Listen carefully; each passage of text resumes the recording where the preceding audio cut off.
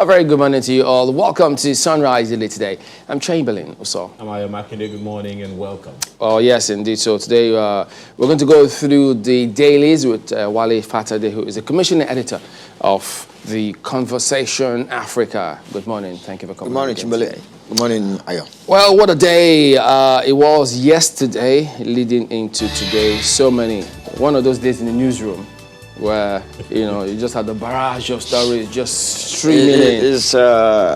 Such days are darlings of news editors, whereby you have a medley of stories to choose from. Containing which one is going to make the headlines. Which one How do we, all those considerations then come in before you then decide? With the confusion. Oh yeah, but this is the kind of confusion you wish for, rather than a slow news story day. Whereby you are racking your heads, how do we get lead? I don't have lead though, but... So let's see the lead that they've got today. New Telegraph, they've got this big lead. COVID-19 second wave, the much talked about second wave.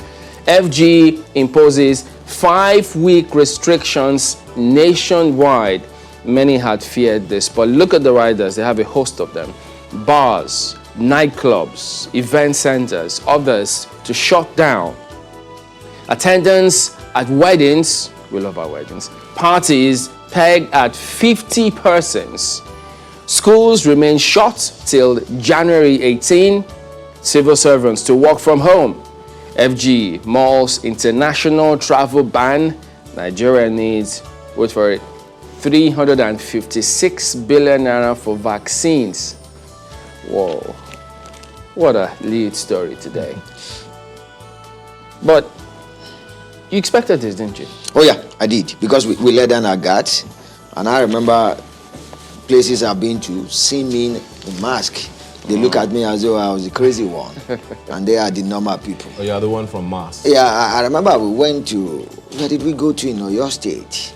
And because they saw us with mask, they were saying, the people from Lagos have come. But I never let down my guard. And then we got the issue of people coming in. A former colleague of mine came in from US about 2 months ago, and he wrote about how difficult it was for him to get tested, even though he wanted to be tested to show that he was not positive, but because he insisted. And then I've seen stories, investigative stories in different media, whereby you discover that people who are being given free certificates of you are free from COVID if you paid. Both in Lagos and Abuja. Without doing the test. And so I knew this was just a matter of time. The particular worry I have now as a former scientist is that I hope we are not having a virulent strain now that is going to be much more severe than what we had before. Because that fear had existed even when this first started. Yeah. When people thought, wait a minute, the variant we have in Africa, is it different from the one out there? Because that's been established. It's different. That's been established. Our center, we have a beautiful center at Redeemers University in Eden, led by Professor Christian Happy. They'll be able to isolate that strain. And as a matter of fact, the first sequencing of the genome for COVID-19, Africa was done there. Beautiful, beautiful people doing great work. And so they were able to show us that the strain we have here is different. But I'm not sure this is because as I was in the car waiting to come on air now, I heard the story of how it's been said in Lute that people who tested positive before and were treated and discharged, they are coming down with COVID-19. And that's another question, because there were questions as to what happens, because all of this happened previously where many were asking, do we have to have, what does it require for us to get the herd immunity to stave off several other infections? But if you have followed the trend of COVID-19 very well, you could see that our experience now is mimicking what you have in Europe and North America. Nature magazine, a beautiful science magazine, reported that about 4 weeks back that, look, the fact that you have had COVID before does not grant you immunity in not having it again. Because in China, remember the China? And we saw that in Wuhan, they were going to lock down again. Several people. And we've seen that in the hospitals in the United States. Yeah. So we are sitting on, I don't know, this is not just a keg of gunpowder. So what do you make about this one? Nigeria needs 356 billion naira for vaccines. Well, I don't know how that works without having not read the story. I'm not sure how they arrive at those figures. But I know that the vaccines being distributed now, we are not there yet.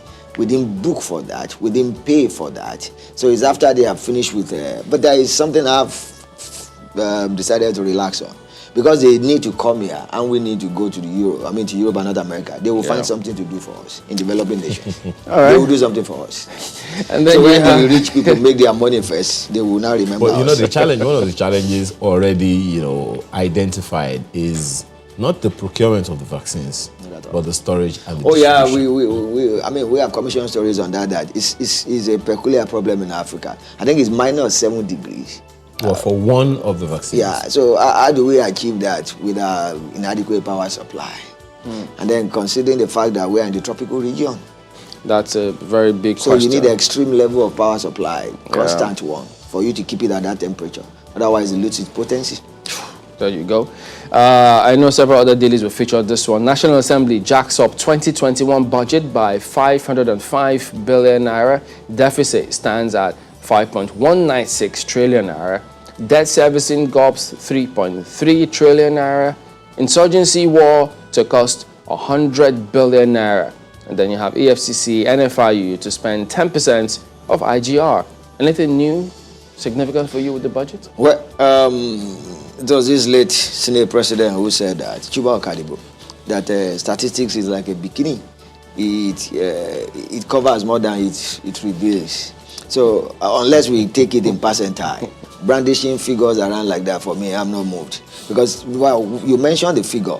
What percentage of our total revenue or total budget is debt servicing? We need to discuss that. And what percentage will it be on the insurgency war? And in as much as we have seen that insurgency is a problem in Nigeria, low-level intensity war is going on. But I hope we are not putting money into a sinking hole. Are we getting full value of our money? A recurring question, year on year, for the budget process. But this is, I think, something news you can use. It's just at the bottom strip there. For those who can. Taking BP measurements from both arms can reduce heart attack. So chances are that, look, if you do it yourself, you might stick to one part of the arm. There are many devices in the market these days, that everybody can use. Easily. Yeah. Well, the scientist in you would know that. The Nigerian Tribune leads with this one. Amid COVID-19 second wave, FG reimposes restrictions. The story is on page 5. A host of riders, their civil servants from grade level 12 downward to work from home. All schools closed till January 18. Pubs, nightclubs, recreational centers closed. Weddings, conferences, congresses, concerts, end-of-year parties should not be more than 50 persons. End-of-year parties, not more than 50 persons. Okay. Religious events should not be more than 50% of capacity. International travel may be banned. 20,216 travelers into Nigeria to be sanctioned for breaching public health protocols. The challenge I've been issuing, we've talked about it over and over again here, is compelling travelers to abide by those protocols. We have left things we ought to do undone. So how do you correct them now? People have come in. They're already mingling with those of us who are in the country. So are you doing contact and tracing again? Okay. Well, right above the nameplate, FG extends NIN linkage with SIM by 6 weeks. Stories on page 5. Large crowd invades NIMC offices nationwide, stirs COVID-19 fears. Does this extension comfort you? Nothing. Because I saw pictures at Alausa yesterday, where we have an NIMC office, and I was alarmed. And I'm still trying to wrap my head around it. What pushed Dr. Pantami and his gang to decide that was what we need to do now? I said, do not know. Why must we make things difficult for ourselves? You remember that time when the National Assembly said that unregistered SIMs were probably being used by... But is it the job of citizens to register their SIM? Is it the job of citizens to trace those who are using those SIMs? I do not understand. It is not in the purview of citizens to do what we are being asked to do. And then we have an escalation of COVID cases. And you now say, fear, pronto, you must be registered. How must we make things difficult for ourselves? Well, that's the Nigerian Tribune this morning. And then look at Vanga next. COVID-19, Nigeria malls flight ban as 40 nations cut UK off. 200 arrested in Lagos for ignoring safety protocols. Thank God you stuck to yours.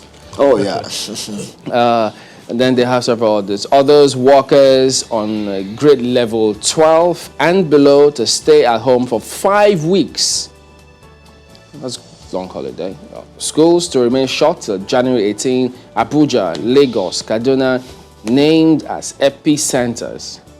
Halt flights from UK over new strain of COVID-19. That's coming from Atiku and others. FG not prepared for campaign on COVID-19 vaccine. That's to Senate. 400 billion naira needed to vaccinate 70% of Nigeria's population. That's from federal government. And now, you remember, this account says 356, 400 billion. Okay, not much. Airports fully prepared, fine. I saw that story yesterday on Vanga website, and I was like, what does that mean? And then, you know, as journalists, sometimes we publish stories or report stories that there are gaps and holes. Yeah. I was actually, and I read, looking for what exactly is your preparation? Different from what has been on the ground before. Because we've been to that airport and you've seen what is described as preparation. That's what I was So when they say wondering. this one, you then wonder, okay, What is the preparation? I mean, the other day we saw the sea of heads at the airports Oh, yeah. because of the rush to travel. Yeah. And then the same thing with I drove past the airport this morning, and as early as 5:30 when I drove past the place, it was busy, very busy. I saw people pulling out their luggage from the trunks of the cars. So people are traveling. People are traveling. Wow. So there you go. And then they got this insecurity. Zulum blasts military over fresh abductions. He's been going on about some of these. Yeah, but the gentleman governor, professor, sometimes he blows hot, he blows cold. Where does he stand? He was the one who told us about 2 weeks ago that the president is trying. So why is he blasting military now? So he should stick to one line of thought. Well, can you successfully do that? Because if you're a politician, if you're Okay, going to blow, well, you need to know how you blow and where you blow. Those days they will tell us that when you have your eyes on second term, you can't be your own person. So maybe that's what is happening to him. But I think in as much as he has done very well from reports we have seen, from what we have heard, I got people in Maiduguri. But I think you need to stick to a line of thought. You can't hide success in this insurgency war. And you no matter the level of propaganda, the reality stares us on the faces. And we're all there to see it. So they could say one thing, but the results are always there for everybody to see.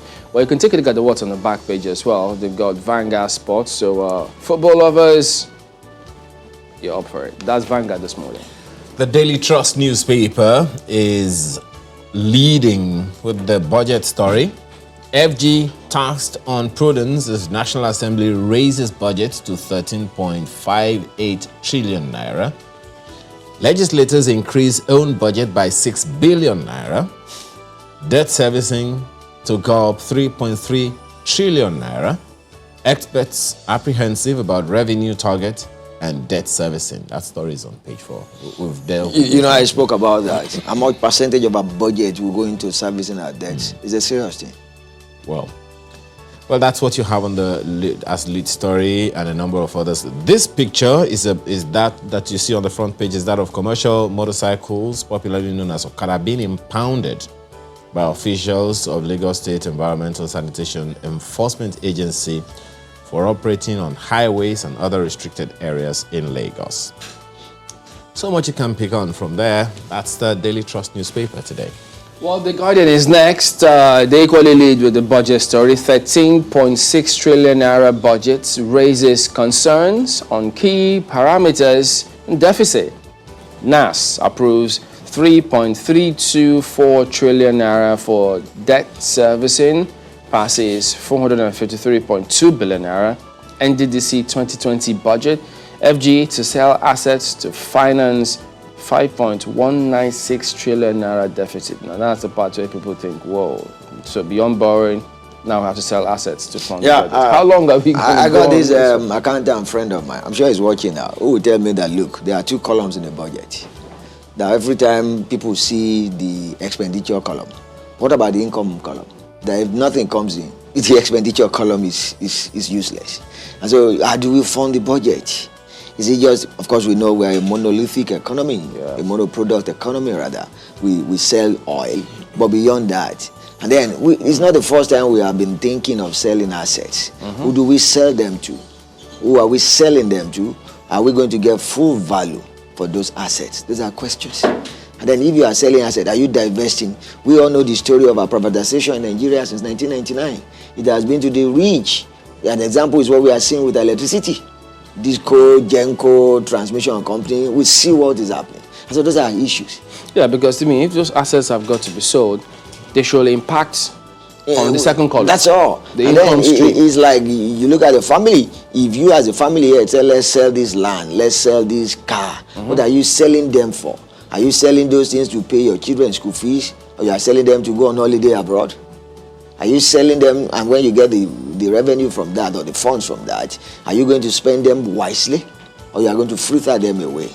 The asset we sold before, what did we do with the money?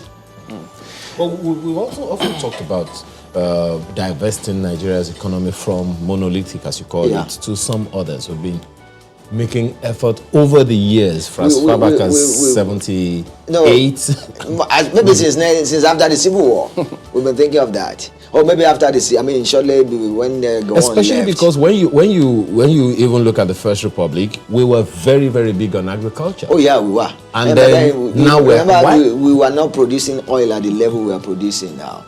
The number of international oil companies we had then, they are very, very fewer to what we have now. And as a matter of fact, we have almost drilled Nigerian oil to the end.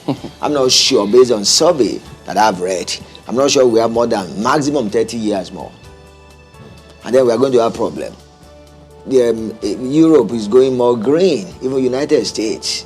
I mean, as that from 2030, I think, Britain has said that there will be no more. They don't want diesel fuel cars on their road. Yeah. So less than 10 years more. So we are going to face that at the point we are going to have oil, and then there will be no buyer. So from where you sit, what's your perception? Yeah. What's responsible? Why are we finding it difficult to divest? And because we have stigmatized farming, and we are still doing farming the way my grandfather did it before he died. We are still doing farming. We are still doing farming of cutlass and hoes. How many major farms can you think of in Southwest? How many? As a matter of fact, in Lagos now, people do not know there's an agency in overseeing coconut planting, and they are doing very well. But how many people are going to that farming of coconut, and whereby everything you get from coconut plant is useful? So we are not doing that. Shea butter is doing well. But look at the export. We have not helped our farmers to develop their export capacity. When you get to US, you see people bringing in different things from other countries. Look at, I think AGOA was it George Bush II or Barack Obama? We didn't take advantage of that. Even our Adire fabric, they were not allowed. I mean, we were not able to export them outside the country. So we need to add value to what we are doing now. About 2 years ago, 2018 or 19, I was in Ghana, and I was shocked that Ghana now has its own chocolate that they produce from their cocoa, and they're actually exporting that. So they are adding value. When you sell your raw materials, raw agricultural products, you can get value as compared to somebody who has added value to his own products. And that's where we are. And by the way, I'm sure people know that we are falling down the peg of cocoa production. In Africa. Even cassava production. Yeah, we are falling down. And so what happened to the cassava revolution of President Obasanjo? What do we do with them? Ethanol is huge worldwide today as alternative source of alcohol or energy. What are we doing with us? And so we need to, I mean, the anchors borrow our funds, this fund, that fund. Are the real farmers getting that? I was reading a story in an online medium, well-investigated story, about how people, rice farmers, contrary to what they sign for on paper, that's not the exact amount that gets to them. And now some of them are saying now they will not go for that loan again next time because it's so worded in a way that it doesn't give them room that when there is crop failure, do you have insurance, do you have this, do you have that? And so those are issues. We don't need more people going to farm. We only need more people to do it at a large level, on a large scale. That's why we are where we are. And part of the challenge is that, name one state that hasn't experienced or the farmers that have not experienced security issues? I mean, we are saying we are paying the price now. I mean, look at how onions got so expensive about 2 months ago.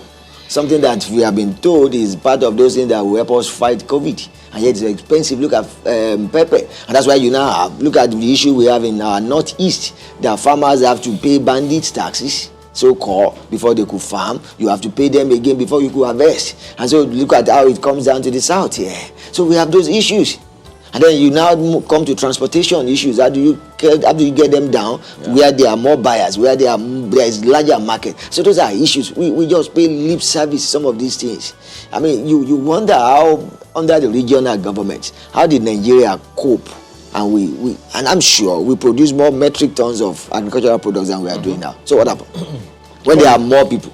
These days, you know, I mean, at that time, you saw that the regions, how strong they were. They leverage on their comparative advantages. Oh yeah. But today, what are the regions producing? What are they doing? That's all. So, and then we now have more insects or drought-resistant varieties of agricultural plants. I mean, you see oil palm now that is not taller than this your camera, and by 3-4 years they are ready for harvest. And then even those who try to bring in certain things, they say, look. And then have we even looked at our research institution? When you get to our Akpata in Ibadan, you have NIOT, Horticultural Research Institute, you have Cocoa Research Institute, you have Institute of Forestry. When last, there used to be a place in Benin, as you want to enter Benin those days. My uncle worked there before. Institute of Oil Palm Research, NIFOR. Is it still on? Do we still fund them very well? Yeah. Well, so that's why we can't diversify our economy. Those are direct problems. We have no choice. We have no choice. The Daily Times newspaper, National Assembly raises 2021 budget by 505.607 billion naira, appropriates 13.588 trillion naira. Stories on page 2. We've already talked about that one. Legislator reps to probe alleged award of 19.2 billion naira contract to non-existent firm. COVID-19, federal government malls travel ban over new strain of COVID-19.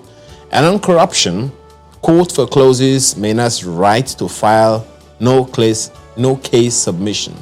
That story is on page 5. We could go on and on about all of these issues, but that's the Daily Times today. Well, Newsdirect equally leads with the same thing. The National Assembly passes 13.58 trillion naira budget for 2021.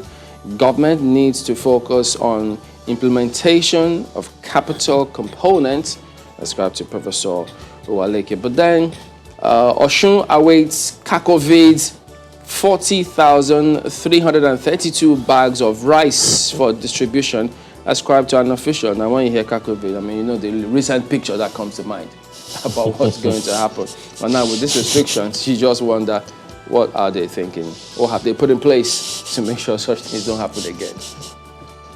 Well, it's going to be a big one. Yeah, the Leadership newspaper is also, on the bill this morning. COVID-19 spike. Another lockdown imminent as FG imposes 5-week restrictions. Of course, so many things that we've already mentioned, but the lockdown ambit of it. Isn't it tantamount to a lockdown? All these restrictions. No, the question you even asked, Timberlane, is how do we enforce that? And then, you see, in public communication, which is our business, all of us here, you don't send muffled communication out. What exactly are we doing? I saw the statement from PTF, but look at the different interpretation people have been giving to it. So you make your communication clear and direct so that you can now get the necessary feedback. I think the government is playing a neither here nor there game. What exactly do you want? You said no essential travel. I saw people traveling today. Yeah. So maybe those are essential. You are essential, okay. Well, let's see what Daily Independent has. Look at what is second coronavirus wave. Daily Independent. FG imposes partial lockdown nationwide. Now, do you see that interpretation? So you see what I'm saying? Partial. When your communication is not clear. So is that yes or no? Is it a yes or no? If you want to impose, but they don't want to do that. Especially because, according to the president and so many other people, our economy is too fragile. We have not recovered from the last one. But then, when you saw people deviating from the normal path, what did we do as a government? We didn't do anything. We allowed people to do all manner of stuff to just continue. But what option do we have, really? Can they actually impose a lockdown? I'm not going to support that. for the economic reasons, sincerely. And I think there are ways we can get around that. We should have continued with our public campaigns on the use of masks. The attitude of people, how we conduct ourselves. That's what we call behavioral. That's what we call behavioral communication. That never really stopped. No, but the intensity went down. The intensity went down. We should have continued with that. And then we should, thank God for our banks. For the first time, we can say something good about them, that they enforce the usage of that thing. You find out that is the only place. And our religious institutions, mosques and churches, we slack too. So there you go. That is it with a look at some of the dailies here today. Wale Fatade, commissioning editor of The Conversation Africa. Thank you for coming on again today. It's my pleasure. We're back in a moment. Stay with us.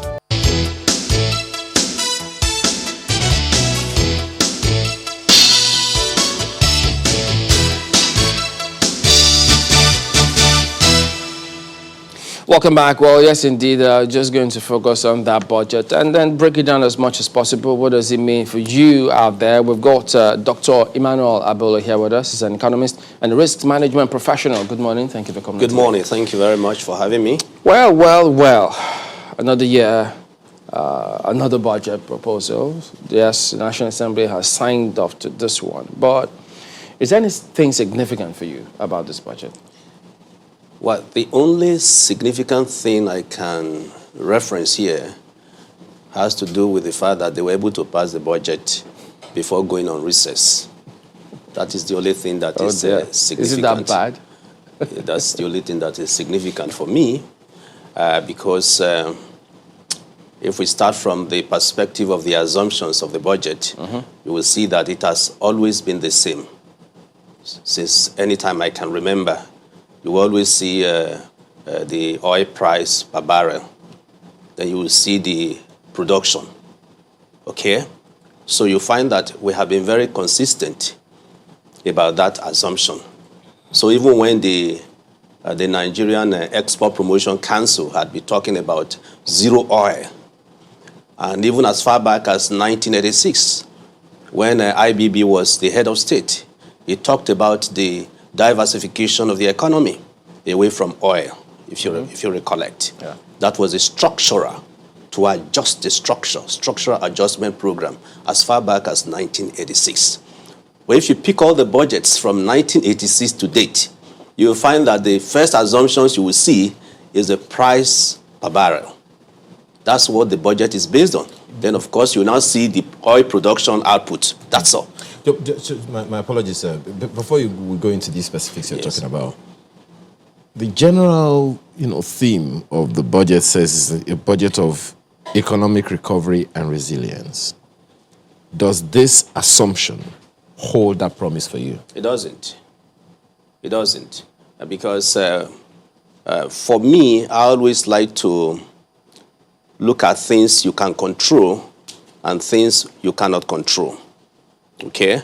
Those two key assumptions, that is the oil price and then the production output.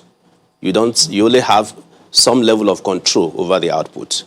You don't have control over the price. So to that extent, we are still swimming in the realm of murky waters, over which you don't have control over those ones. So where are you going to be driving the growth from? If your revenue is challenged, where are you going to drive the growth from? And especially that you are in a recession period where you need to drive aggressively your aggregate demand, as we mentioned the last time. So the GDP growth of 3%, it's for me, it's very, very unrealistic. I don't see how this is going to drive the economy. I don't see how this is going to take us away from the poverty capital of the world. I don't see how this is going to fight insecurity, and I don't see how this is also going to solve the problem of corruption, which are the three key pillars of the current administration. What do you mean corruption? How was it supposed to have addressed it? Yes, I was hoping to see how the budget was going to be implemented in terms of providing oversight, not overlook function. But that's a responsibility of the National Assembly. Of the National Assembly, yes, because all the arms are supposed to be working together. So it's not a question of executive versus the legislature, because the legislature has overall responsibility for oversight to supervise. Yeah, but how much impact will their oversight function have on us tackling corruption? You see, those who crafted the Constitution, they have some clarity in their mind, okay? Because when you have a budget, okay, and you see all of these figures, billions, trillions, and so on, if you keep those trillions and billions in the hands of angels, even without supervision, okay, you are leading them into temptation. That was why the framers of the Constitution said there must be checks and balances. And so where we should be focusing on, if we want the impact, if we want a positive impact, then what we must be looking at is to what extent will the National Assembly be able to provide that important responsibility of oversight function over the budget implementation itself. That's very key. Otherwise, we'll just be looking at figures. And what you are going to see is that 2 years from now, we are going to be seeing proofs how certain money have been missing and so on. We should be preventing and not after the fact. We've been working on the basis of after the fact. 2 years from now, they are going to be seeing proofs and so on, 2 billion, 100 billion missing and so on. So for this budget, what I wanted to see is what is their focus on the monitoring mechanism, the performance mechanism. I wanted to see a budget on that, to see to it that there is proper oversight function over this budget. That's on the part of the National Assembly. Of the National Assembly. But isn't that supposed to be a key role, this, measuring and all of that and supervising? Isn't that supposed to be a key role of the audit, process? Yes, I agree with you. That is the independent, yes. Independent, because in a risk management architecture, I want us to be in a risk management mode. We keep on doing things the same way, and we expect to get different results. We will not. If you could link it up with some of those budget assumptions, the breakdown there where we've seen the exchange rate, some of which you highlighted, the statutory transfer, the debt servicing, recurrent expenditure, and then you see the capex. So, but this time you see that, recurrent a little higher than that of the capex. So does this change anything for you? It doesn't. We have always been, not only myself, virtually everyone who believes in this economy, that we should be focusing more on capital expenditure. And especially in a recessed environment, you need to boost more expenditure, capital expenditure, in order to promote aggregate consumption and demand in the economy. So to the extent that you still have recurrent expenditure over and above capital expenditure, is very, very worrisome. It means we are not listening to ourselves. How can, in a recessed environment, you're still increasing recurrent expenditure over capital expenditure? It's strange. The expenditure seems like, it's just there. Unless you retrench people, unless you remove people from work, how are you going to cut down on your expenditure when you have very, very limited resources? So that's a very good point you are making. We have been talking about political will since I was born. Political will. What is this political will? Okay? You're going to retrench people, or runs on your report is still there. But do we have the political will? Political will means that there is no policy you are going to implement that does not affect certain persons negatively and some other persons positively. That's what life is all about. Okay? But if those who are affected positively can compensate those who are affected negatively, that is where the political will is. So if I'm Mr. President, for instance, and I'm going to introduce a policy or an expenditure that is going to affect you negatively, but we know that that is in the overall interest of the public good, of the greater number of people. That's what you mean by political will. So if we are shying away from pruning down on spending and reduce the cost of governance, that is the main issue here. The cost of governance is too high. And that is where we need to take the knife and begin to cut down on it. It must happen at some point in time. As a risk management expert, yes, if we are to cut down on expenditure, there are three arms of government. Where should we be looking at? Well, there are three arms of government. But there is primus inter pares, that is, there's first among equals. And the first among equals is the executive. Okay? That is what you mean by the tone at the top in risk management, the body language.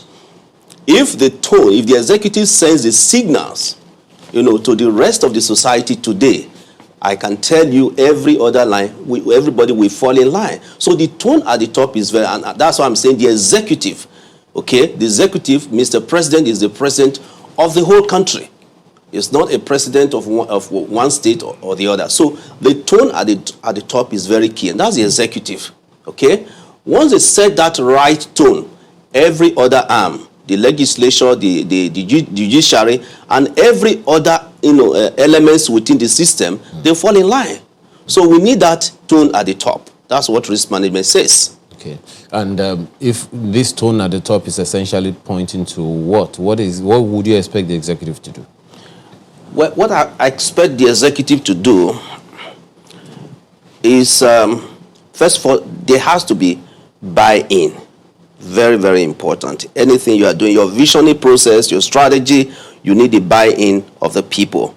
So there has to be constructive engagement, communication, constructive engagement with the totality of people in this country. And there are several layers that you can lay in this consultation and communication. Okay? So once you communicate and you have a vision, the right vision that everybody can key into, you find that people will now follow the leader. So that tone has to be set. Remember when Mr. President said, when he came, he said, I belong to nobody, I belong to everybody. That was a very, very good tone, okay? And we hope that he follows through that process. And initially, you saw everybody was keying in when they saw that tone. And I don't see any reason why he should continue with that tone. Okay. Now, talking about the capital expenditure, this is what we have at, more than 4 trillion naira, expenditure more than 5 trillion, debt servicing more than 3 trillion naira.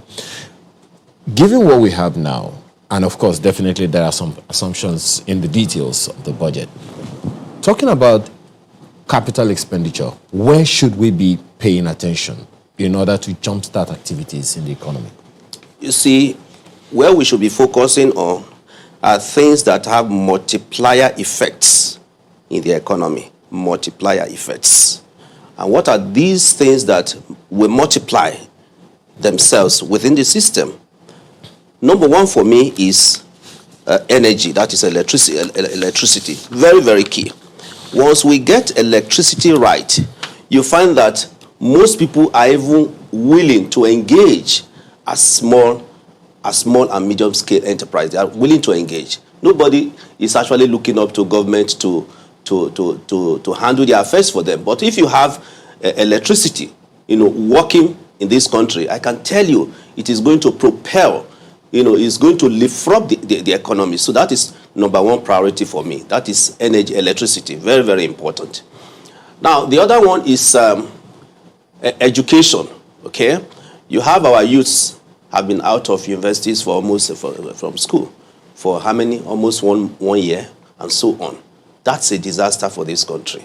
So I expect a lot of money because I look at the budget. I don't see how that is going to address, the challenges which ASU has posed. So to the extent that you have the youths unemployed and you also have the youths outside, institutions, that's a big problem.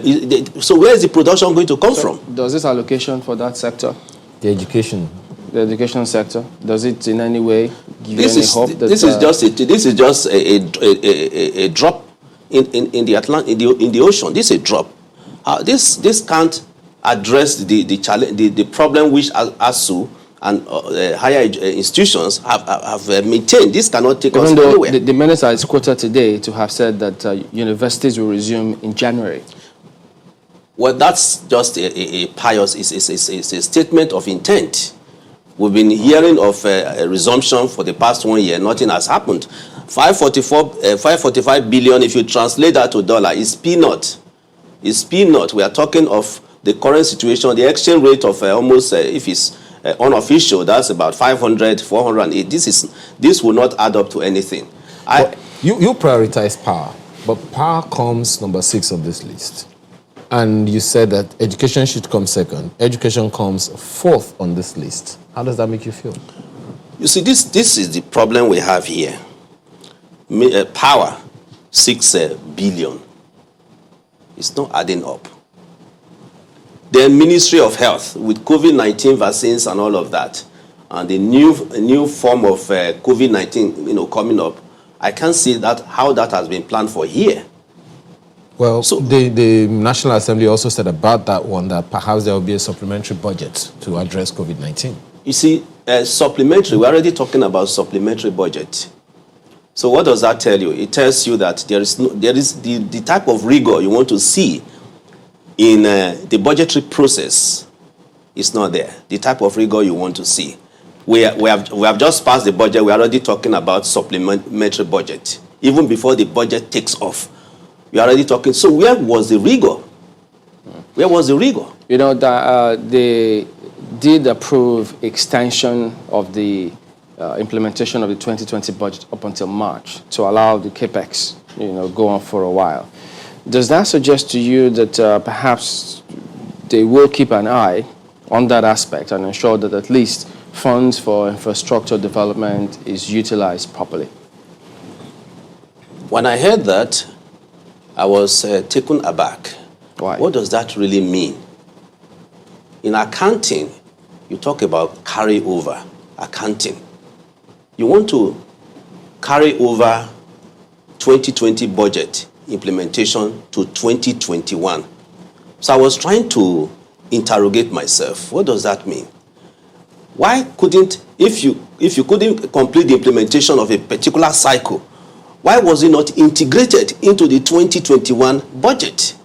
Why do you have to carry out, carry over implementation of a 2020 budget into 2021? I've been trying to interrogate myself. So if they say the law allows them to, I think some say even up to 6 months to give spending if, certain things have not been done right. So are you saying that, look, if you're going to pass the budget, you pass it. But if you're not, let them spend up until that time. But insofar as it's been passed, you will prefer that let everything just go into the 2021 budget. Well, the law allows them to make that kind of expenditure. So there was no need making news out of that. Anyway, if the law already allows you, our focus should be on the 2021 budget. The law allows you to keep on spending, outside the cycle of a particular budget. There was no point making news out of that.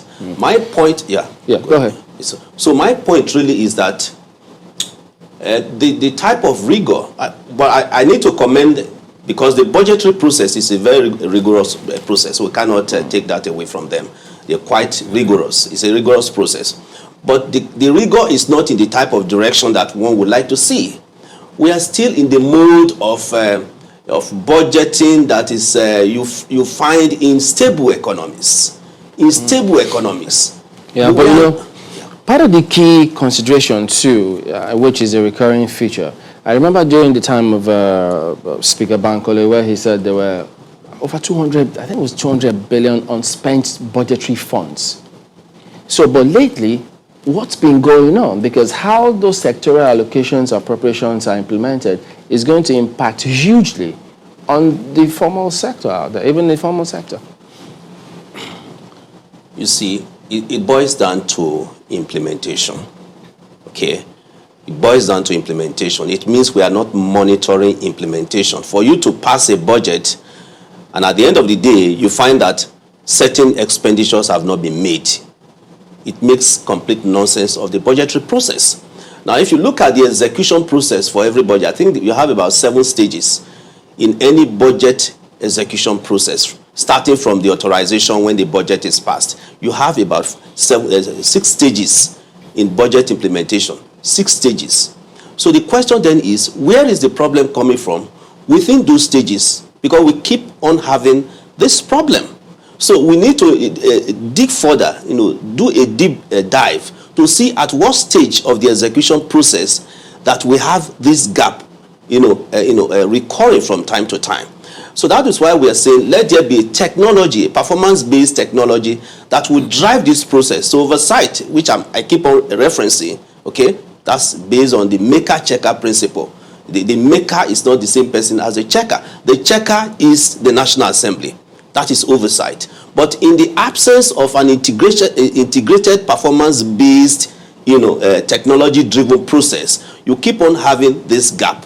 So what I wanted to see in this budget is for the National Assembly to tell us how they plan to follow through with implementation of the budget. That's very key, so that we don't have these, lags and gaps. Beyond the rhetoric. But, part of that concern was also, I think, the National Assembly and the MDAs, at some point, they were even at loggerheads. They said the MDAs were not remitting funds to the coffers, the TSA. And so when that happens, that will definitely impact on implementation and accountability. There will always be loggerheads. Okay, as long as you have humans existing, there will be loggerheads. Yeah, but when it has to do with you not remitting funds as you ought to. At what point did they find out that they were not remitting funds? It's always after the fact. It's always after the fact. If there had been a monitoring system and an independent audit that is carrying out its function, we won't be having this after the fact kind of thing. Okay? Because what normally happens is that you have not been remitting. At what point did you know that they have not been remitting money? 3 months, 6 months, 1 year? We have had the Auditor General's report for as far back as 2014. And every year, we keep having the same thing that you're talking about. After the fact, yes. But then the question a number of people are asking is, hey, if we continue to have this and the Auditor General's report remains just a report, no action whatsoever, it is supposed to go from the Auditor General's report to the National Assembly's Committee on Public Accounts and whatever action that needs to be taken. Up until now, that's all we have, just a report. And then it sits there, and then, analysis upon analysis, and then nothing happens. So, but then, it was just last night, we heard the, spokesperson of the House of Representatives saying that from their own findings, the MDAs have done fairly well, 7 over 10, he gave them, for the performance of the previous budgets. In your estimate, how would you, what's your take on that one, looking forward to the implementation of the 2021 budget? Interestingly, the public sector is not exactly like the private sector. Okay, so since independence, you keep on having these problems. You see, the way the public sector functions is very different from the way the private sector functions. Okay, it's very, very tough. So you invite the MDAs to the National Assembly to come and defend things and so on. Okay, there's what we call the unseen hand in governance. There's the unseen hand. There are so many political interests which you cannot see. Sometimes you wonder, why are they behaving like this? Why are they doing like this? Okay, we have seen people who have been in the private sector who were criticizing government, and when they now come into the public sector domain, you begin to see a different thing. There are so many contending forces. Now, what should happen?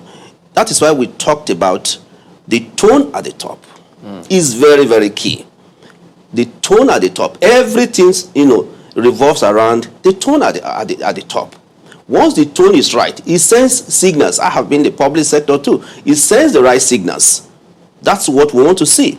Once the tone at the top says that we are not going to tolerate non-performance, and then you have the key performance indicators for all the MDAs, and these things are monitored aggressively. Of course, you need to have the political will.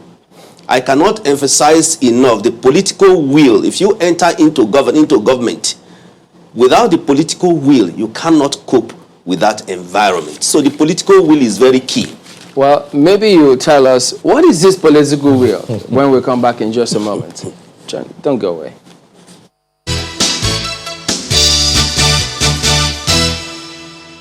Welcome back. Our concluding moments now. So you were talking about political will. Could you break it down for us? What does that really mean? My interpretation of political will is very simple.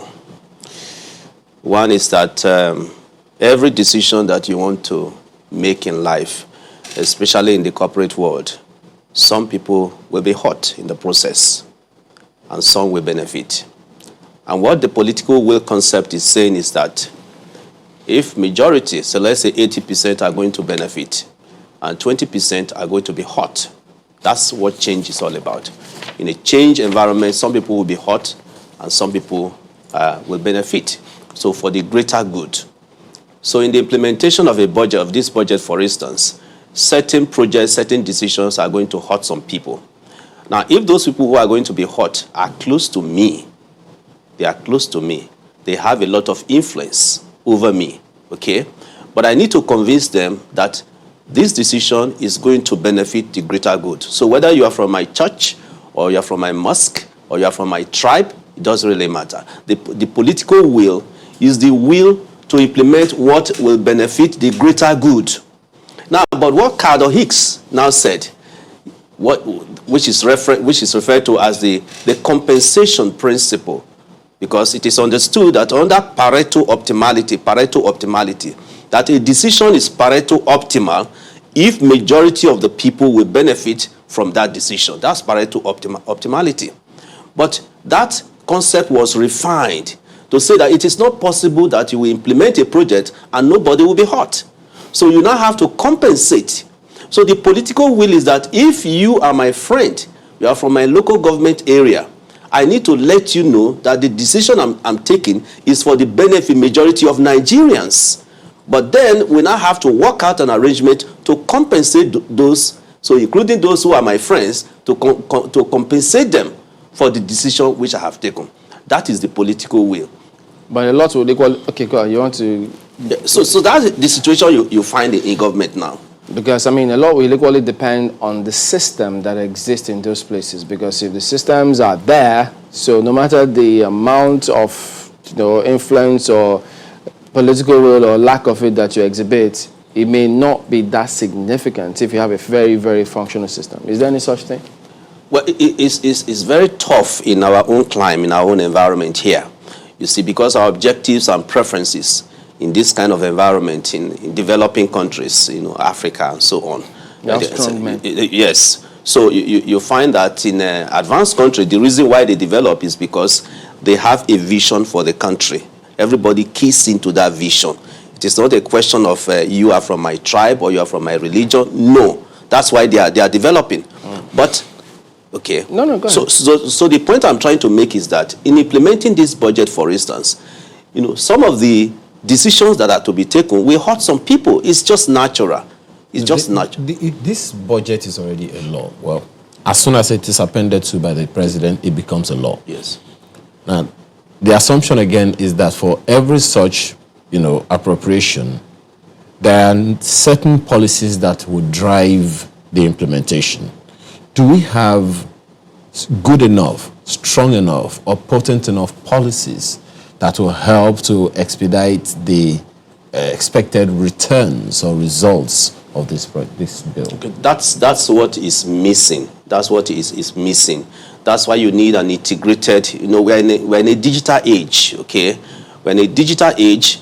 This budget can be cascaded. It can be broken down into the various components. But if you have a system in place where the monitoring mechanism are performance driven, okay? They are performance driven. You don't need extra policies again, okay? If you have the technology, you have all the business plan. Call them business plan now for the ministries, for the departments, and for the agencies. They already have the budget. The budget is what goes into the final appropriation bill that you now find, okay? And there are key projects already built into each of those business. They call them business plans now.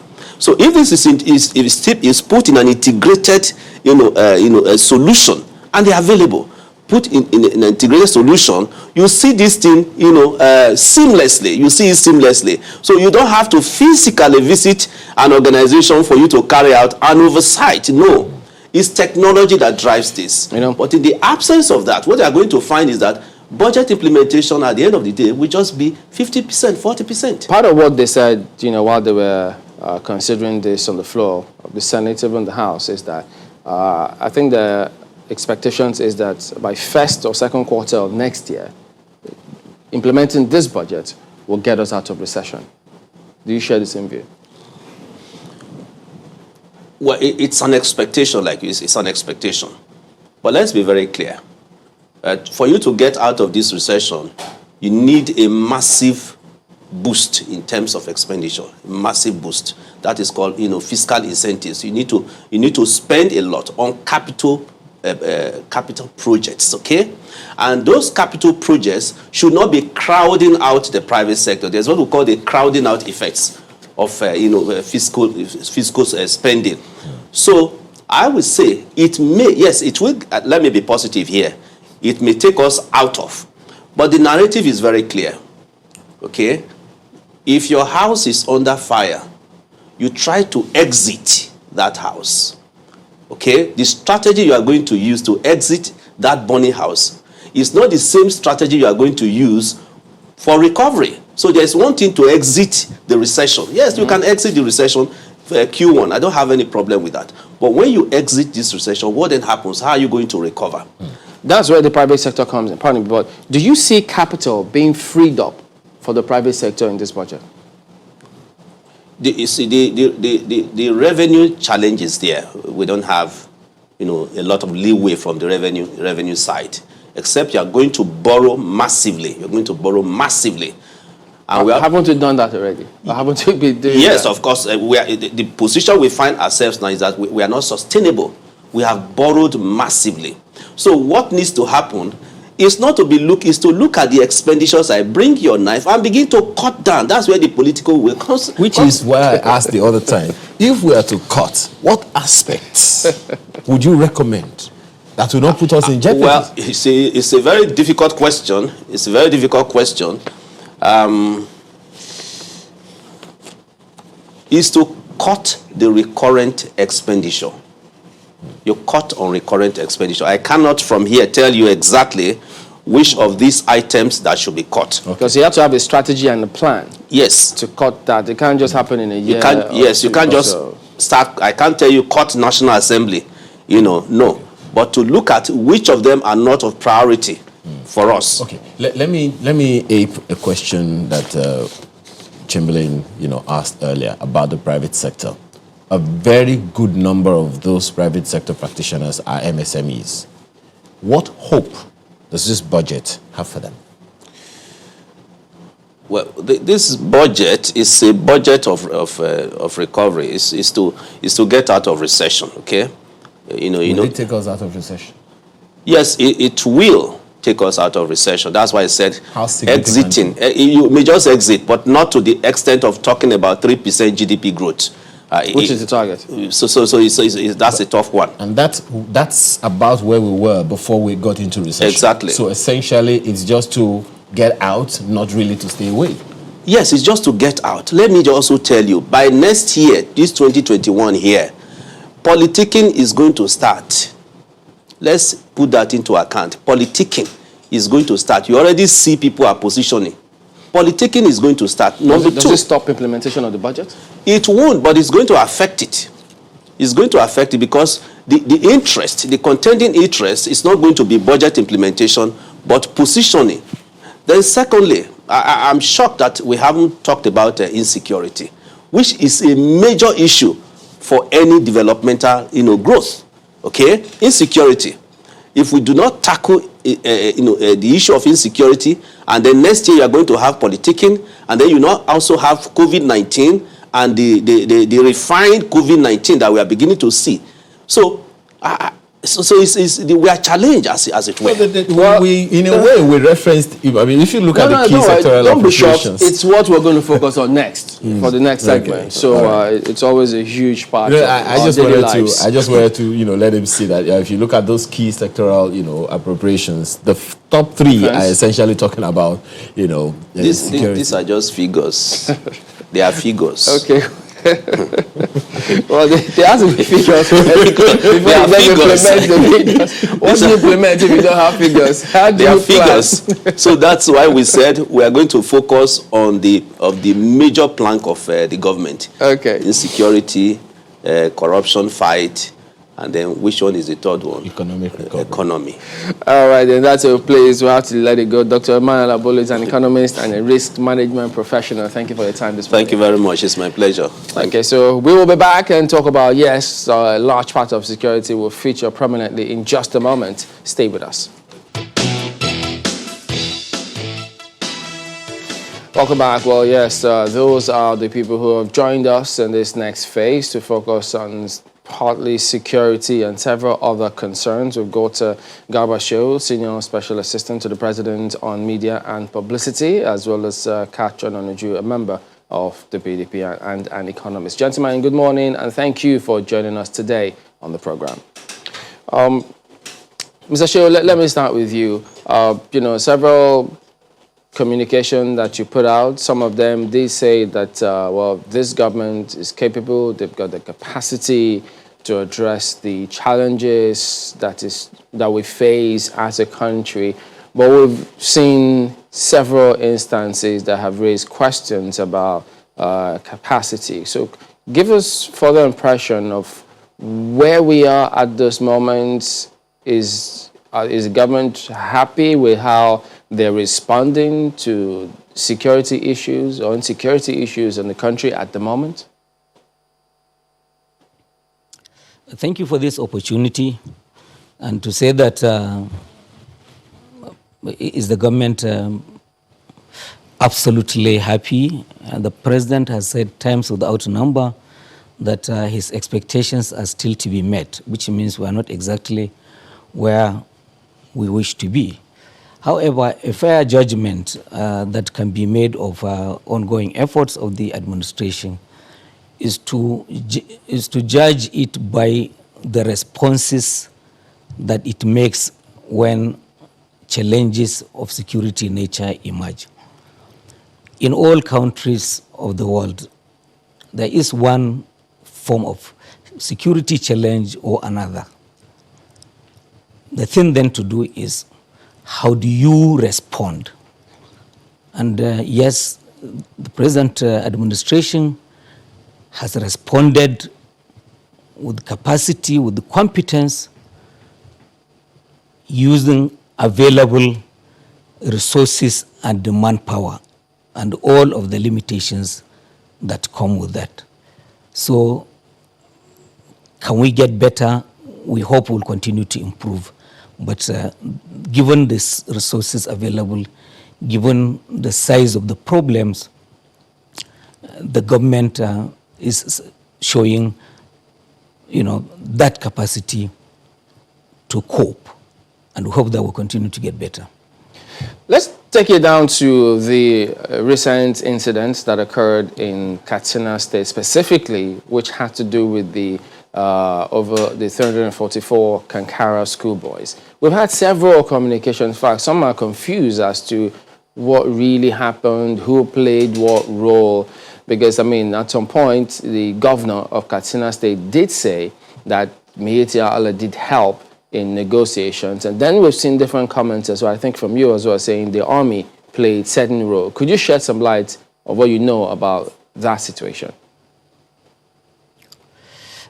I think that in all of the things that came out at the end of it, we must thank God Almighty for bringing this to an early end, and to say that actually the glory belongs to the nation, and that I don't see much conflict in what people are saying on all of these things. Look, the security services, the army, police, and the intelligence agencies showed good judgment and capacity by promptly responding to the kidnap of those students and locating exactly where those young people were being held. And having done that, they quickly mobilized and surrounded, gated the entire place to ensure that you did not go out and you did not come into that place. So whatever followed after that is just to reap from the gain that has been made.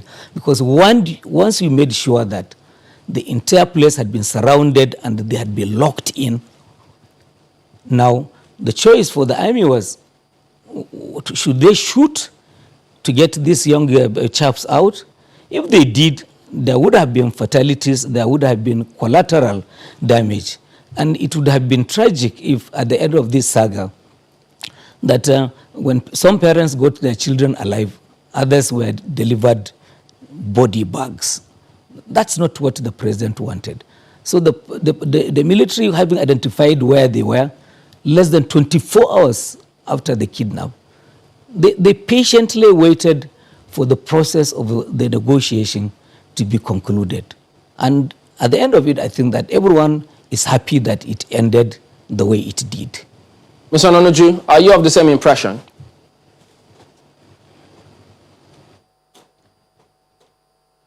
Thank you very much for the opportunity. We don't have the same impression. We believed this last episode is the most recent in a chain of episodes in which the government gets itself involved in staged kidnappings, which are used as a ploy to pay the bandits who the government has been using for the purpose of ethnic cleansing for ancestral lands, which has been a historical government's pursuit since President Buhari came to power, as he has begged Nigerians for land and we refused. We see him using these bandits to get lands and periodically paying these bandits through these kidnappings. If the army, as Garba has simply said now, were able to surround where they were and able to hold them down for the Miyetti Allah to negotiate, as Governor Masari said, for the boys to be released. Why has the army stayed hands in all these years?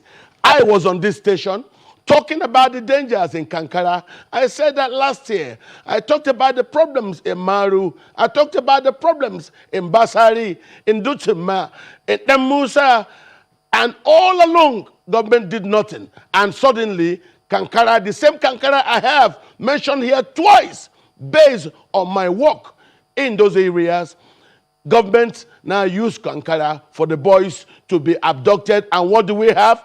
Money is paid. I've been hearing a lot of things. I said yesterday I had about £4 million paid for these people to use in continuing to aid and fund their operations. What we are saying is we stand today with Governor Zulum's position that the internally displaced people should be returned back to their ancestral lands. Garba Shehu has no right to tell Nigerians that they do not have permission or clearance to return back to the ancestral lands. I want these things resolved, just like every Nigerian wants it resolved. To tell me that the president is comfortable with the way it is, and that's why he has kept the service chiefs, and because they have agreed to stay hands from attacking these bandits, it's unacceptable to Nigerians, it's unacceptable to my party, it's unacceptable to everybody of good sense who watches this horror continue everywhere. As I'm talking to you today, people from Borno State are spending Christmases in IDP camps. People from Plateau are in IDP camps. There are IDP camps in Abuja. Let those people be returned back to their ancestral lands. That's all we're saying. I believe all these staged kidnappings are simply a process to put money into the hands of those bandits, the terrorists, who Buhari has refused consistently. Okay, so quite a number of issues that you raised. So we'll get Mr. Shehu to respond to it before we move on to other points. So Mr. Shehu, would you start from the point, first of all, was ransom paid to get the boys out? All of the leading actors involved in the release of the children, the students, said no ransom was paid. The governor of Zamfara State, who had a policy of engagement with the bandits and leading to the surrender and the renouncement of banditry. So they used reformed bandits to gain access. Repentant bandits, I think that's the word they use, to gain access to those that were in the forest, and they had them released. So your question is, was ransom paid? To the best of our knowledge, no ransom was paid because all the leading actors, Katsina, Zamfara, did say no ransom was paid. And you also heard the part where he says that these are staged kidnappings. How do you react to that? I think they just be ridiculous because how can anybody do this? Then people must be heartless if they should subject these young people. You have been reporting accounts from young people, these young people kept in the forest, fed once on raw potato and the drips of water for 7 days. See how much suffering they were subjected to. I don't think any decent human being would subject innocent young people to this kind of thing. No, it's ridiculous. Nobody should say this, please. Well, when you say, Mr. Kachonoji, when you say that you had this issue raised over time, and now they are happening the way they are happening, when you raise these issues, to whom specifically did you raise them, and what was the reaction you got? Inside here on this particular chair, last year, I talked about my work with the UN when I went to villages in Maru, in Anka, in Ngobe, in Densedawu. I also went to Kankara, and I said on my travel on the Kwaterekwashi Kankara Huntua route, I saw Hausa youths blocking the road in Kankara. In which I asked them what the problem is, and they said Fulani bandits are killing their people and the government is doing nothing. The government, this following day, Garba Shehu released a paper saying that the Fulani bandits I mentioned were actually bandits returning from the east due to the change in weather. I recognize that. He was trying to make it as if those who were in violence in Kankara were herdsmen who were returning back from the south at the end of the season. But no, here again, 2 months ago, I repeated about my visit to Damusa, to Basari, to Sapana, to Dusema, and Kankara. Government did not provide that protection in Kankara. So if we have been talking about crisis in Kankara, and government is not there to protect the people, I would not be surprised if the bandits believe that, yes, they can do anything they want in Kankara because government does not care about the Hausa populations who are being subjected to killings, lootings of their property. And let me tell you one thing I have seen, because I've just come back. Mr. Anuju, all these places not to worry, where the crisis occurs, we'll return in just a moment, and then we'll let both of you, we'll get his response, and then you will equally continue. So just hang on. We'll be back in a moment.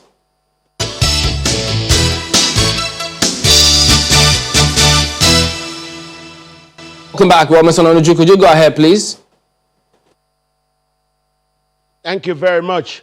As I was saying, I sat on this particular chair when I warned about the crisis in Kankara, and then Dutsema, Musa, Sapana, Basari, and yet the government never thought it necessary to protect the indigents of Kankara. Now they have suffered this staged kidnapping, which is similar to the game you saw in Dapchi.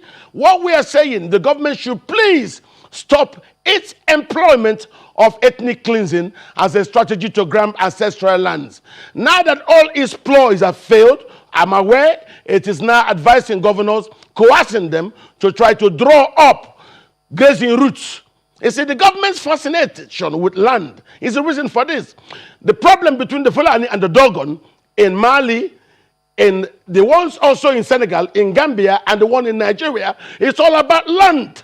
And we are telling President Buhari, it is not proper that you, because of your need for ancestral land, which of course, the other day, Femi Adesina said, it's better that we give up ancestral land than to die fighting to protect the land. Nigerians will not give up their land. They are emotionally attached to their land.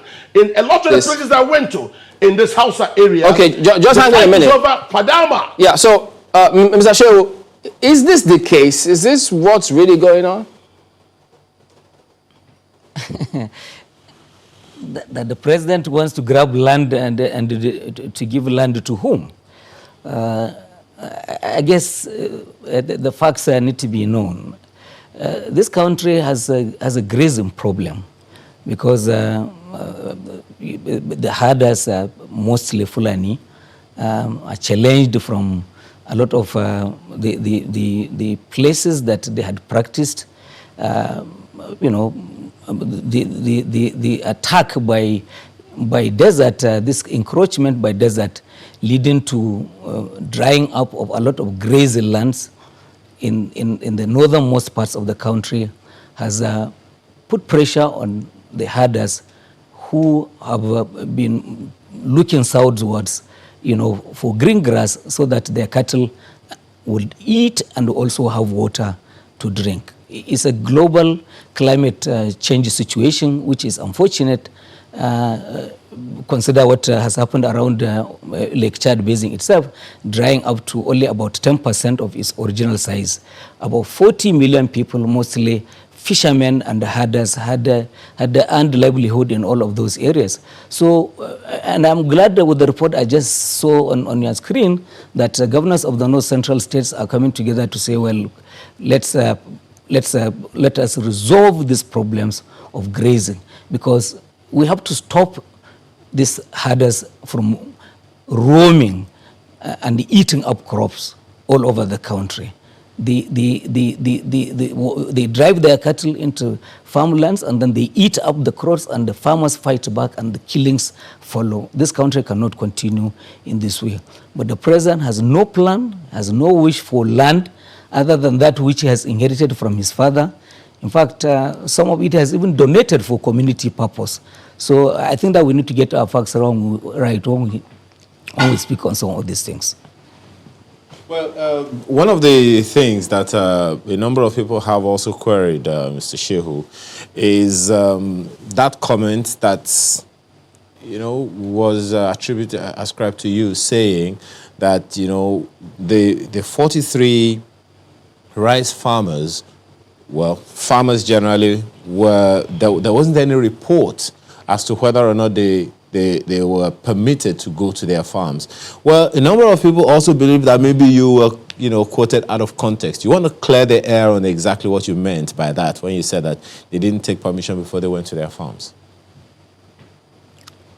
Certainly, it was not my language, and a number of media houses have published the transcript of my interview with the BBC World. That was not my language. I could not have said that. It would have been very insensitive of anyone to have said that. But there are security issues in the northeast, particularly in Borno State. Progress has been made, a lot of it. Yobe State today has moved on. Bauchi has moved on. Gombe has moved on. Taraba, Adamawa, they have moved on. And we are hoping, we are praying for our brothers in Borno State that they too, with the support of the military and the communities, they will rid themselves of Boko Haram, and they too will move on. What exactly did you mean? What was this comment? As I said, I was responding to a question whether there was the entire area clear of mines and terrorist threats. And I said, to the best of my knowledge, I was unaware that this had been given. In any case, before you spoke, you would have spoken to the military on a number of these things, and you would have got their take on some of these things. But again, as I said, we are today living in the world of the new digital media. People take words that you have spoken, and then they give them their own meaning, and then they go on to slaughter you. So it's such that the one who has said nothing is the one who is safe today. And we hope that sanity will come at some point, that in the same way Europe, UK, they are sanitizing the digital space. We hope that it will one day be done in our own country as well. I'm not particularly clear what you mean by that, but perhaps you want to clear that, but respond to this one. Is it true? Is it a fact that people, farmers take permission and pay before they go to their own farms to farm and to harvest? Is it true? No, I'm not aware of that. And it is not true. And I had never said they needed to take permission to go to the farm. Okay, well, Mr. Ononuju, you want to respond to some of these issues that you have raised, especially, what Mr. Shehu Garba has been quoted to have said, and his response just now. Thank you. What Garba said was publicly reported. He's here now to try to say he was quoted out of context, that the meaning which the world came to hear as his position, it's not what he intended to say. Yes. It is also the same way with Femi Adesina, when he said that we should give up our ancestral land instead of dying fighting to keep those lands. Now, one thing I found out in all those communities I went to was the fight over land is normally in areas where you have what you call the Fadama.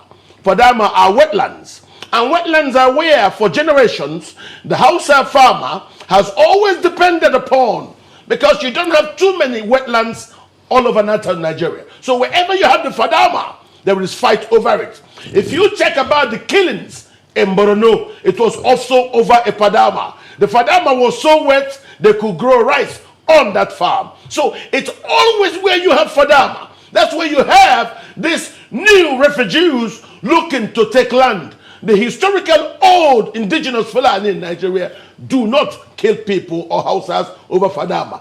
The people involved are the new refugees who are escaping from the war between the Dogon and the Fulani, especially in Mopsi in central Mali. What we are saying is the government should purpose the security services to treat those who kill Nigerians as terrorists. The government should stop paying to those people with staged kidnappings like in Dapchi, like I have in Kankara. This is not acceptable to Nigerians.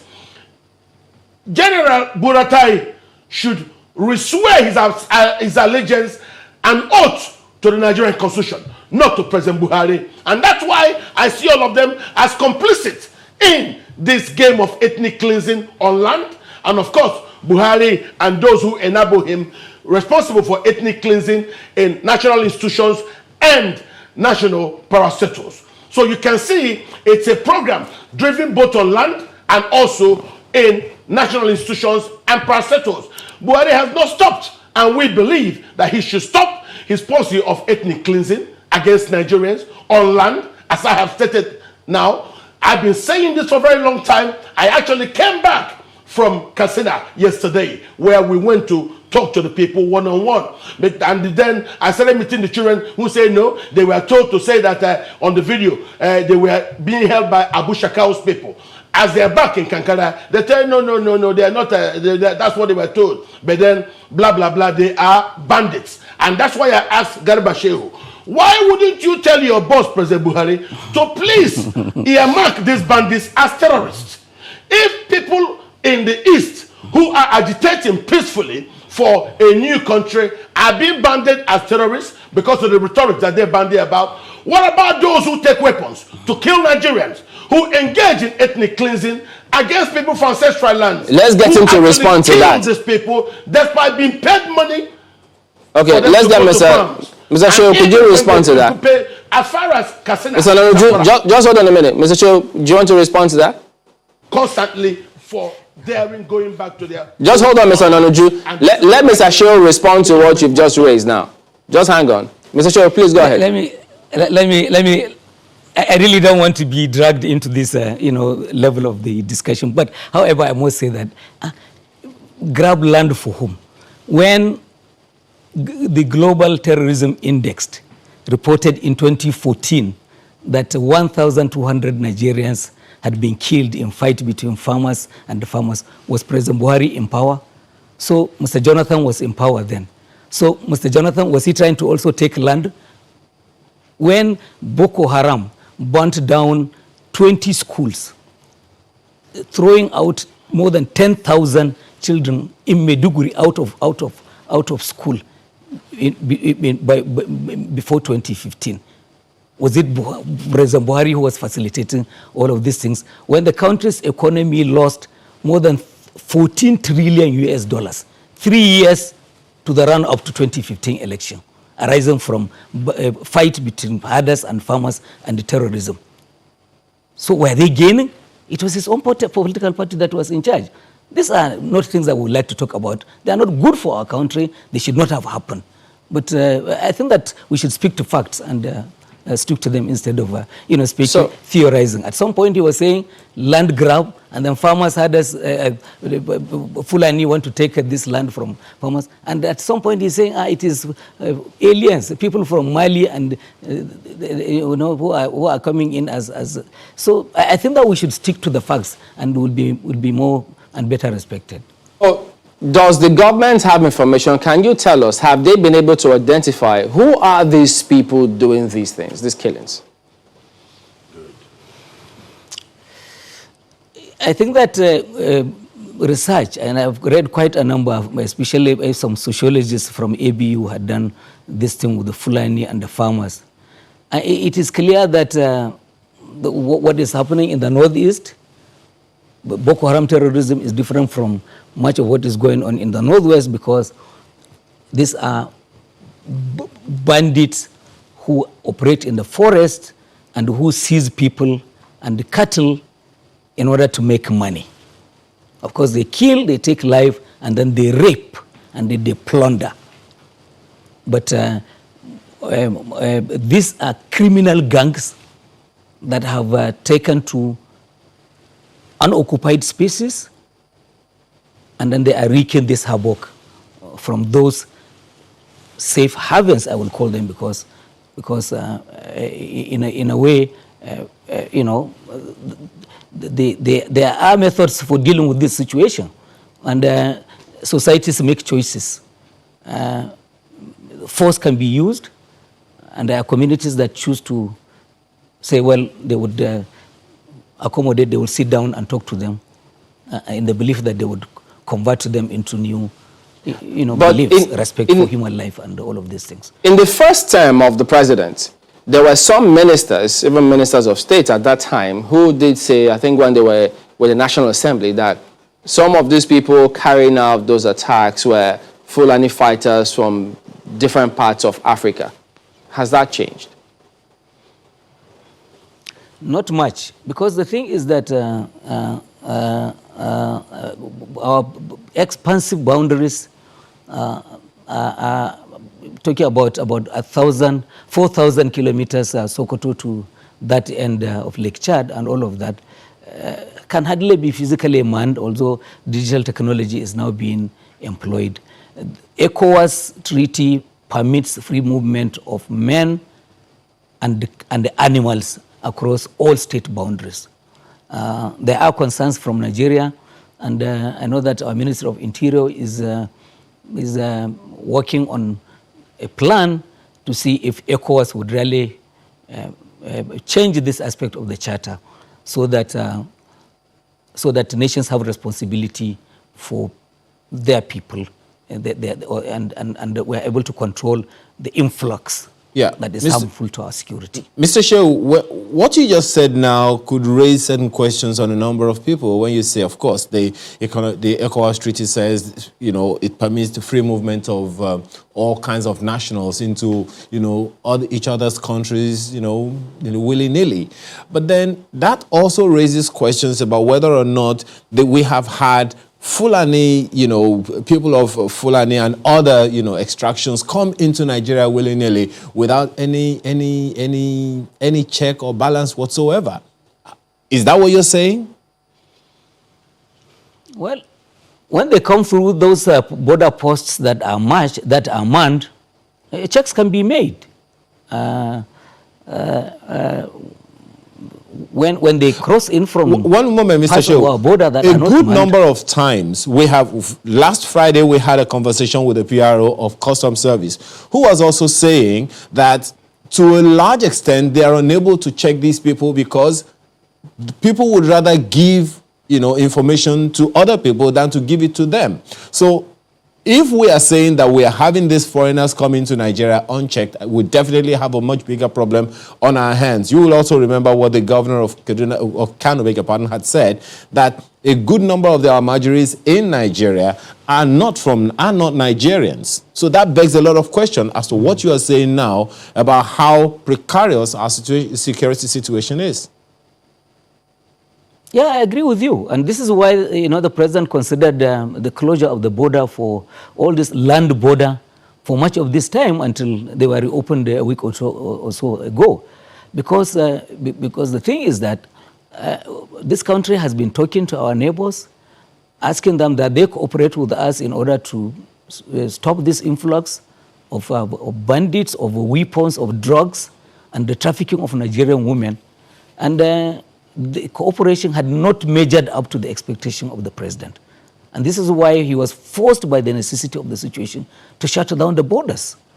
And now we are reopening in the hope that the agreements we struck with them, that they will work hand in hand with our own security, with our own customs, on a trial basis, because not all the entry points have been reopened. It will be tried. If it works well, then others will be reopened. If there is trouble, then the government may have a rethink. So, but it is the technical committee that will advise the government on how well things are working now that we have reopened 4 points out of the numerous that we have. Well, Mr. Shehu, one of the things that we heard last week on this program was from Jamilu Aliyu, who is one of those people who organized that protest that was to hold on the day the Kankara boys were released. One of the things that he said to us was that people carrying AK-47 slung on their shoulders walk around the city of Kankara and the environs, go to the markets, price goods, buy goods, and take them away with their guns on their shoulders, and no one stops them. Are you aware that this is happening? I don't live in those places. I'm not aware that it is happening. What I know is that the military, the country's military, is truly overstretched. They are active in 34 of the country's 36 states, and in need of more people. The governor of Katsina recently only asked for additional troops in his state and all of that. So we need to do more procurements in order to ensure that all parts of the country are sufficiently covered. Okay. However, this country also has a problem because when communities embrace criminals, they make choices that they will regret, because there are instances where the military, this country's military, has been exposed to danger by leakage of information from communities that they ought to be protecting. There's the need for a lot of reorientation to be done, because unless we do that, we see security as being the responsibility for each and every citizen of this country. It's not for the police or President Muhammadu Buhari, who sits in Asorok. Okay, well, We Mr. can Joe, make things right. yes, let's take the response of Mr. Onanuju on this just before we take a break. Mr. Onanuju, how do you respond? Yes, he is right. When the communities decide to give information to the criminals, and talking about that community, the community of recently reintegrated Boko Haram activists into the Nigerian army are the ones that Senator Ndume, chairman of the Senate Committee on the Army, said provided the information to the Boko Haram to attack our army.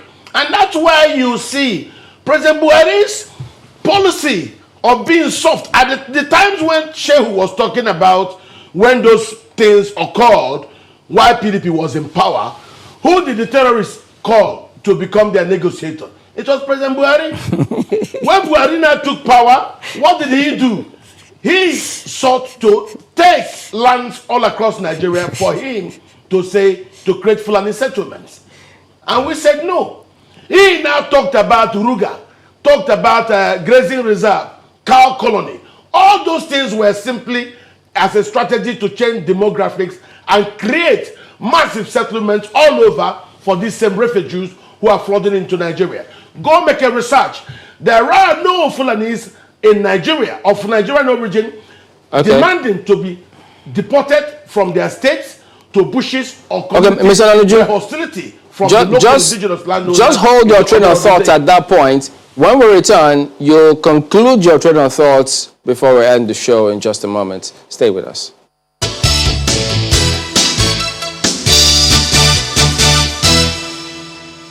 It's our concluding moments now. So, Mr. Nonju, quickly go ahead and conclude your thoughts.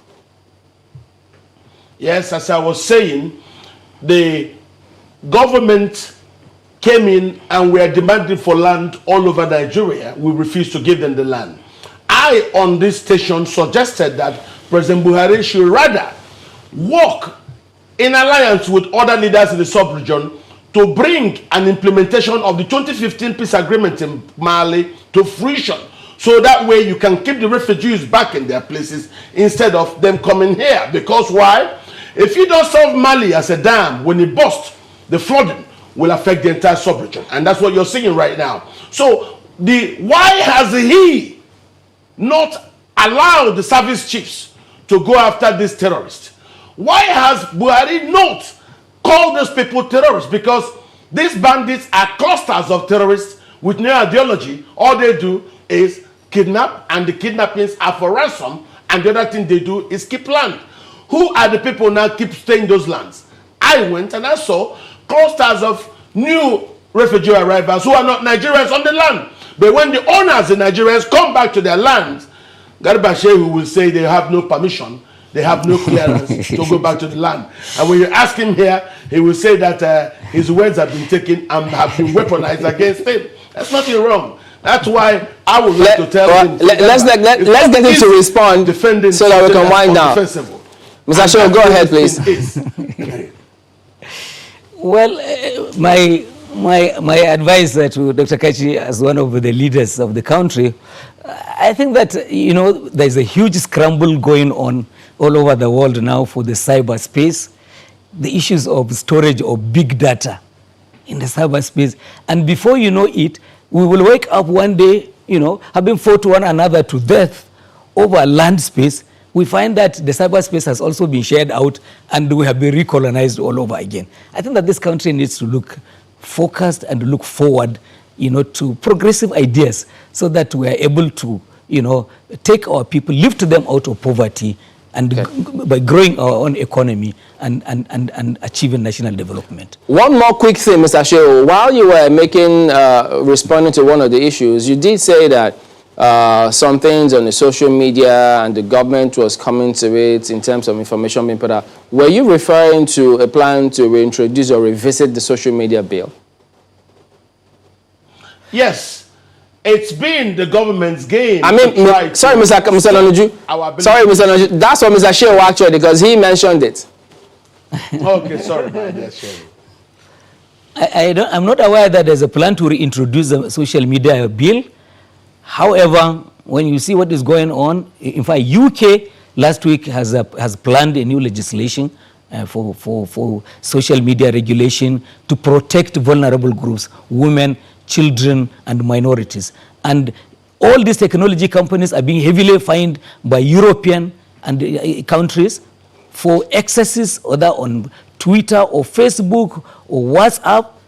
We in this country are sitting helplessly being assailed by there are good things, yes, we have always said about the digital and social media.